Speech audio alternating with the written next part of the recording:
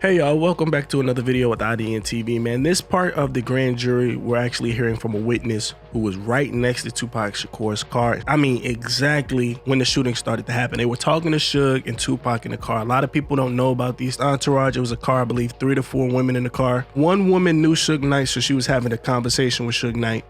Next thing you know, the car behind them is the white Cadillac.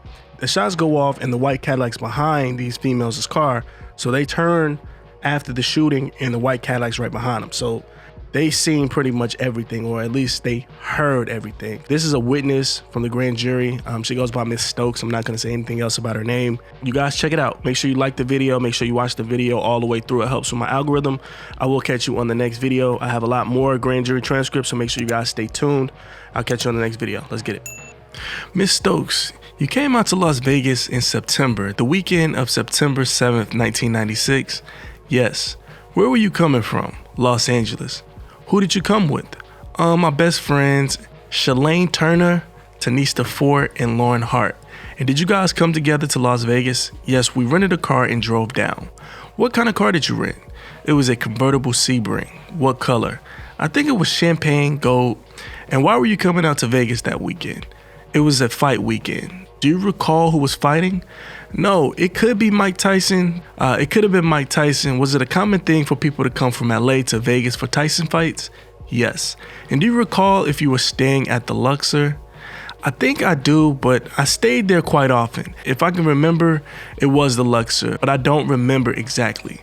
Now let me ask you this way. Was the Luxor a place you would typically stay when you came out to Vegas? Yes. I'm going to refer your attention to the night of the actual fight.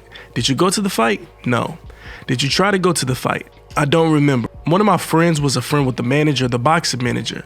So we were going to go, but we didn't end up going. I don't remember why, to be honest. Do you recall if the fight was at the MGM? Yes, they're always at the MGM. And did you make it to the MGM, or did you just go someplace else altogether? No, I made it to the MGM. And by making it to the MGM, did you actually go inside the MGM? She says yes, it was at the casino part. But you didn't just go and watch the fight, no. And what did you do right after the fight? Right after the fight was when I probably got there, to be honest. We call it the let out, is when, we probably got dressed and took so long that I got there when it was ending likely. And we were hanging out. We saw our friends, we talked, we connected. I'm sure we saw people we knew and spoke to them. From there, we was going to a club or whatever else was happening that night. And so when you're talking about going to a club, was it typical for you all back in 1996 to go out to a club, to go at night when you're already out in town in Vegas? Absolutely. Do you recall having a specific plan the night of September 7th, 1996 to go out after the Tyson fight? No specific plan. The plan was to go and see what was happening and decide from there. When we were at the hanging out, I guess, the let out is what it's called in my version, we were meeting people and going places. I know that we saw someone that I kind of liked at the time, and he was going to a certain place, and I was like, oh, I want to go there. And that was my vote. 4 of us, so we were all going to decide where we go when we get there, I guess. Sometimes it's negotiation to decide between 4 women which club. Or we go all to 4, we just go one by one. The night you were driving, were all of you in the Chrysler Sebring that night? Yes. And so when you left the MGM, did you go by foot or in the Sebring? The Sebring. Who was driving this evening? Shalane. And then there were all 4 women in the vehicle? Yes. From MGM, where did you guys head towards? I don't remember. I don't remember what street it's called now, but it's the street the MGM is in front of. New York at the time, Monte Carlo. Whatever that street is, we were on that street, going down that street to our destination. I don't remember. Now, while you were in the car, where were you situated in the vehicle? I was in the front passenger. While you were in the car, did anybody from your vehicle recognize somebody in another vehicle? Yes, Lauren. We passed by, and to the left of us was a car that Suge and Tupac were in, and we said, oh my God, that's Suge. Pull on the side of them. I want to talk to Suge. She knew Suge. I'm going to show you what's previously marked as Grand Jury Exhibit number 43. Do you recall who was driving the vehicle? Suge was. And do you recall who was in the passenger side? She says Tupac. Now, does Grand Jury Exhibit number 43 depict generally what they were wearing and where they were situated in the vehicle? She says, yes, that's correct. Now, so you guys, Lauren is hollering out to Suge, When you guys saw them driving down the street, she says, yes. Did Suge or Tupac respond to the girls in any way? Suge spoke to Lauren. Now imagine if you both are in separate cars, having a talk from different lanes, you have to speak a little loudly in order to be heard. Is that fair? She says yes. Raised voices? Yeah. I don't remember shouting. The music wasn't loud enough where he was able to hear because he spoke to her. Now you're talking about the music. Whose car was playing the music? I assume both of our cars. Was it typical for you guys to be playing music while rolling down in Vegas? Of course, in a convertible, that's why you get the convertible. And would you be surprised at all if Suge was playing some music in his ride as well? Oh, 100% sure. So you all got music playing and Lauren's having a conversation with Suge? Yes. Now what was the conversation about? I think she said, "What are you guys doing?" I don't remember the exact conversation. I was paying attention kind of. She mentioned that we were doing and she said we were going to the club.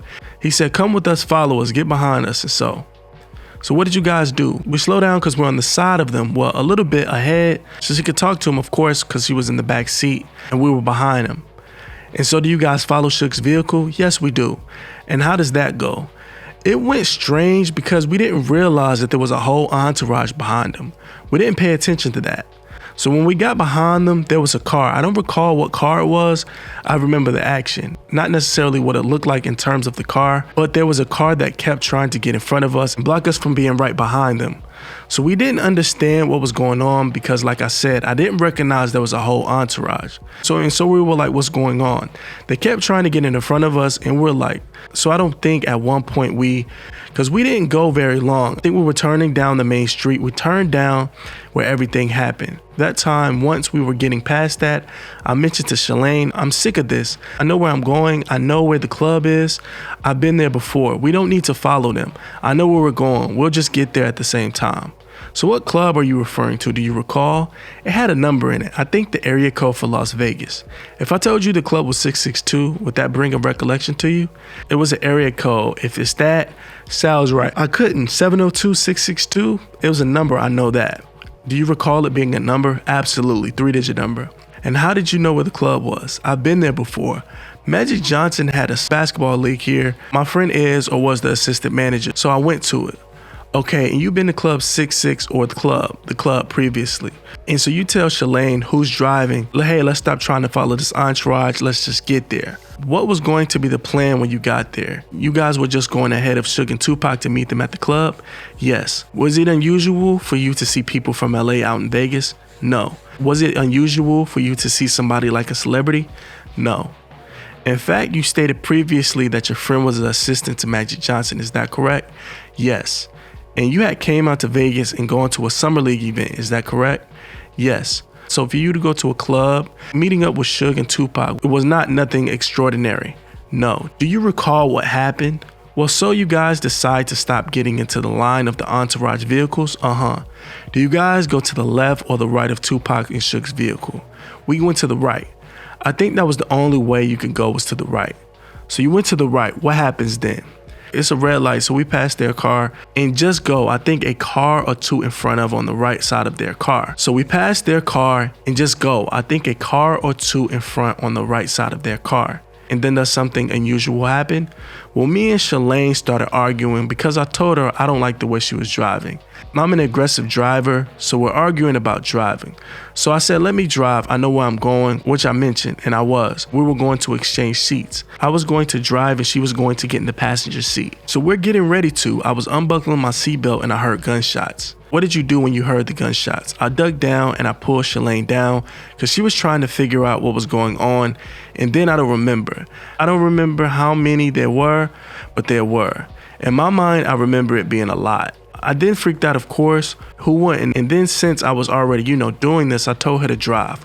Come on, get out of here. So I remember she was kind of frozen. So I put the car in drive because my hand was already there for the seatbelt. I put the car in drive and said, step on the gas, get out of here. Do remember, which I'm assuming now after everything's said and done, car that must have been the shooter passed us, but there was so much going on I don't remember. I don't want you to assume anything, but did you see a car? I did see a car go past. Speed by you immediately after the shooting, correct? Immediately after the shooting. And do you recall the car, the type of car, the color of the car that sped by you? In my mind, it was white, but I don't remember exactly. So you don't remember what model, but you remember it being a white vehicle. Is that a yes? To my recollection, yes. Okay, and as you're trying to get away, well, do you move the car into drive? And you tell Shalane to go. Yeah, this happened before in LA. This is not your first time you've been around a shooting. Not a shooting, but just aggressive driving. So you tell Shalane to go. Is that a yes? Yes. And what does Shalane do? Shalane puts her foot on the gas and we go. And I think we almost hit that car because literally we were so close. We're that close that we're trying to get away. We turn on the first street that you could turn on. And I remember, I think I hear shots. It's been just being an echo of what happened. And when you're freaking out, like what the hell just happened? What just happened? And then I still could feel that car next to us, like right beside us. I'm freaking out. So we turn down the street, a random street. So when you were trying to get away from the situation, it appears that the white vehicle is also moving in the same direction as you guys are. Yes. Were you intentionally trying to follow that vehicle? No. I don't remember if they were in front of me or behind me. There was just so much going on. I just remember the car was close by. But it was that white vehicle that was speeding away from the shooting immediately after the shooting. You guys were so close, it was very uncomfortable. Is that fair to say? Absolutely yes. So then you tell Shalane to make a turn off a random street just to stop associating with that white vehicle that you guys believe was the shooting vehicle. Yes. So what happens after that? After we turn off, I think we just drive around. I don't even know for how long because there was so much adrenaline happening. So much we were kind of just freaking out. And so we would hear like something just happened. Let's just go back. I just wanted to make sure because they were right there. And so we eventually made our way back to where it all happened.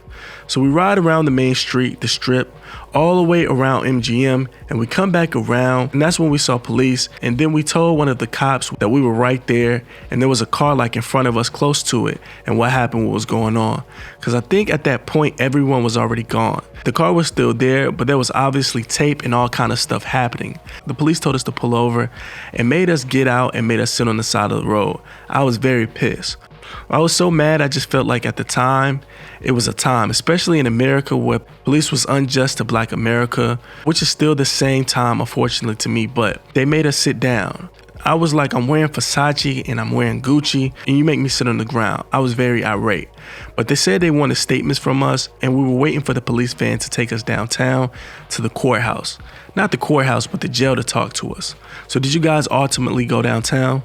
Yes. At that point, do you feel like being cooperative? She says, oh, absolutely not. Why was that? She says, when we got in the van, we were trying to be helpful and they were treating us like we were nothing.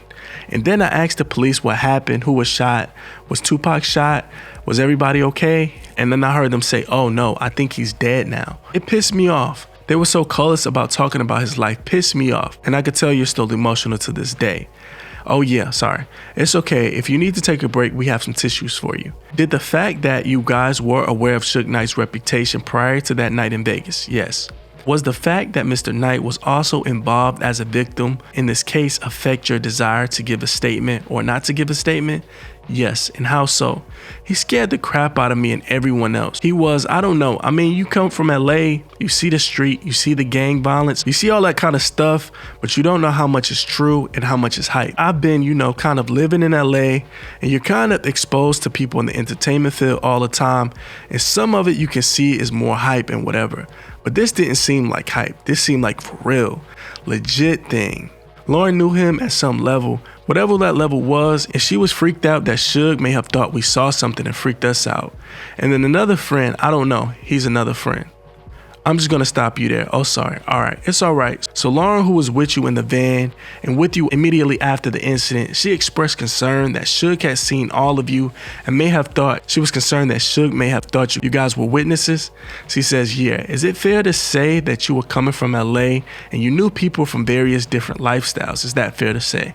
Yes. Is it fair to say that if you are a victim of a crime or a suspect in a crime in LA, there is a subculture where talking about a crime, even if you did nothing wrong, or even if somebody's just a victim in this case, is still frowned upon? Absolutely yes. In 1996 in particular, you're talking about a time where fair to say that people of color felt some kind of, especially from LA, felt a certain type of way about police. Is that fair? Yes. And did that also have an impact on your willingness to cooperate at the time? Absolutely yes. And you had mentioned earlier that you also thought in the manner that you was treated had an impact on your willingness to cooperate at that time? Yes, absolutely. State will pass the witness. Any questions from the grand jury? The jury says, I have just one. I'm sorry, go ahead. You said you were afraid. Were you talking about Suge? Yes. I just wanted to, recollection or right. Okay, I want to clarify, you didn't see Suge do anything illegal that night? No, just drive the car. And you didn't see Suge or Tupac have a firearm or shoot during that time? They were relaxed, going to the club. Right, fair to say at that time was more of a party vibe. Yes. And nobody seemed to be looking from your observation, at least. Your interaction with Suge and Tupac was, hey, we're going to the club, meet us at the club. Yes. So I guess it's a fair question, or a question that kind of gets to that. If Suge was just a victim in this case, why would you think he would be mad or he would be upset? You know, you guys saying that you saw, because you're not going to say that Suge did anything wrong.